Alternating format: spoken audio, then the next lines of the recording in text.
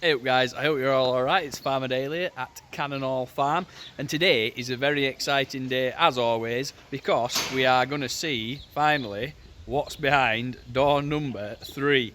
So this pen in the middle here is Millie, and this one just here is the animal that lives next door to Millie that has been embargoed for what feels like forever. It really does feel like forever to me. I can't remember a time when it wasn't.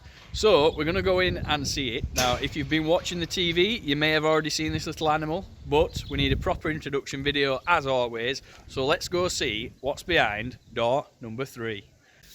Right, here we are then, in the pen with the super embargo. It's Helen the Alpaca. You'll have seen her if you watched the TV show. So Helen has been the biggest embargo we've ever had here at the farm. She is a young girl alpaca named after our famous friend Helen Skelton, who hosts the show. She is an absolutely wonderful little alpaca. She's a bit of a live wire and she spends a lot of time running around the pen in circles. So I'm going to flip the camera around now and tell you a little bit more about her. Right then, here we are. I've managed to get her to calm down just for a minute, but only by, oh, spoke too soon, only by chewing on my shoelaces. So Helen here has a little bit of a sad story, but with a really happy ending. Unfortunately, Helen the alpaca's mum couldn't feed her, so unfortunately she didn't have enough milk, enough colostrum, the really important milk when the animals are first born, to feed her properly, and that meant that she had a little bit of a compromised immune system. Her temperature kept really going up, rising too high, and we bottle fed her a little bit, and then we tried her back with mum for a little bit. We would have really liked to have tried to keep her with mum, and I know I say this for all animals, but it really does count. Oh, steady on. It really does count for all animals. We really like to try and keep them with their mum if we can. But unfortunately with Helen, she just kept getting more and more poorly. So every time that we tried to keep her back with mum, she got more poorly, and we had to settle on bottle feeding her full time and having more control of the milk that she was drinking and more control of her body temperature. And the first week or two really were hit and miss. There was as much chance of her not making it as there were of her being a successful little alpaca. Now, it didn't happen by accident or by chance. There was a massive amount of work that went into looking after young Helen here when she was first born. Farmer Rob fed her pretty much exclusively, I think, for the first couple of weeks of her life. Rob just wanted there to be one person looking after her so that one person could keep an eye on her, which is a really smart move. And what that basically means is that one person is feeding her, one person's responsibility, and one person knows if she's getting any better or any worse. So Rob took that on, and he really did spend all the time that he could with this little alpaca to get it strong. And it seems to have come on really, really well.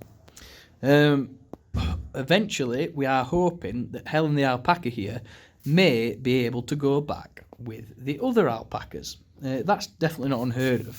So there's no reason as she gets older and grows up, she can go back with the rest of the alpacas, but she'll always be very, very friendly. Now, she has such a personality. She's a proper live wire. And when we first come in here, she spends all of her time legging it and running around. Now, she's still inside at the minute, but we'll be looking to get her outside as soon as we possibly can. Unfortunately, with a young alpaca like this that is still possibly having a compromised immune system, putting her out onto the grass, for example, could be very, very risky. Any chance of her getting any sort of disease or worms or anything like that, we need to limit that as much as we can. So we're in an environment that we have a lot of control over, and that seems to be working well for us. So then, everything is going super well. We've been videoing her time as she's grown up. We've weighed her a couple of times and done other few bits of videos. So all you guys will get to see that as we go on.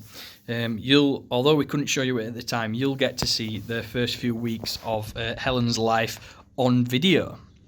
Now then, I know that quite a few of you supporters may have actually guessed what animal it was, hiding next to Millie. And in fact, I think over the past couple of weeks of us being open, that one or two of you even may have seen her ears popping up over that gate. And if you have, thank you so much for keeping the secret and keeping the embargo.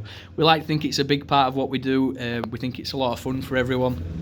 So thanks very much for keeping that secret if you were one of the ones who guessed right or even knew. So then, thanks very much for watching, guys. Just a little introduction clip to Helen the alpaca.